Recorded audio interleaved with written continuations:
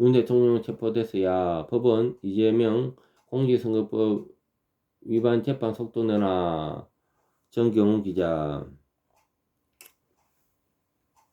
윤석열 대통령이 공수처의 불법 체포영장에 따라 구금된 지난 15일 법원이 이재명 더불어민주당 대표 공직선거법 위반 사건을 맡은 재판부 앞에서도 2달 동안 새 사건을 배당하지 않는다고 밝혔다. 이재명 대표의 공직선거법 위반 재판에 속도를 내는 것이라고 풀이가 나온다. 공직선거법 재판은 633 원칙에 따라서 진행된다. 한국일보 등에 따르면 서울고등법원은 이재명 대표의 공직선거법 위반 항소심 재판을 받은 형사 6위 부장 최은정은 오는 3월 12일에까지 새 사건을 배당하지 않기로 했다. 형사 6-1부와 6-3부에도 모두 사건 배당이 중지됐다고 신문을 전했다.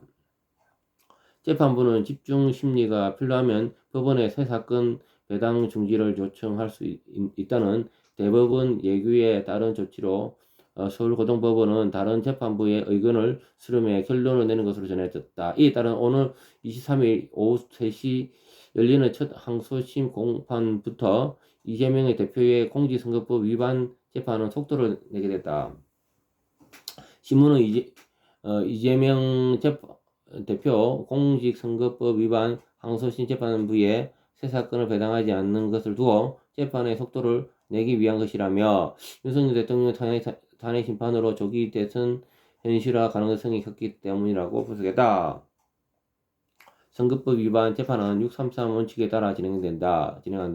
1심은 6개월, 2심은 3심은 각각 3개월 내에 판결해야 한다는 것이다. 하지만 실제 심판은 더 늦어질 전망이다. 2심이 지난 21일 시작됐다고 해도 이재명 대표가 항고할 경우 최종 결정은 6개월 이후에 나올 가능성이 배제할 수 없다. 민주당 등 좌파 진영과 언론이 예상되는 윤 대통령 탄핵 심판 시기보다 한참 늦은 것이다. 이렇게 되면 이재명 대표는 재판을 받으면서 조기 대선에 출마할 수 있다는 것이 민주당 등 좌파 진영과 언론의 계산이다. 이는 국민의힘과 우파 진영의 강한 반발을 부를 전망이다. 이재명 대표는 1심에서 징역 1년 집행유예 2년을 선고받았다.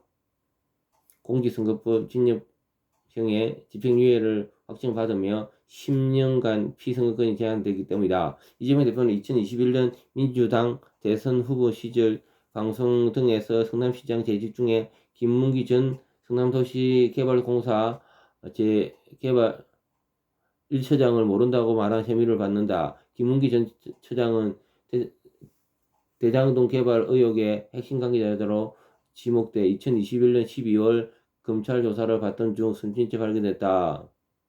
이재명 대표는 이뿐만 아니라 성남시 백현동 한국식품연구원 부지 용도 변경 특혜 의혹과 관련해 국토교통부가 압박했다는 주장을 한 것도 공직선거법 허위사실 공표 혐의를 받았다. 한편 이재명 대표의 위정교사 혐의 항소심을 받은 서울고법 형사 3부 부장 이창형은 새 사건 배당 중지를 신청하지 않았다고 한다. 이 대표는 위정교사 혐의 1심에서 무죄 선고를 받아낸다.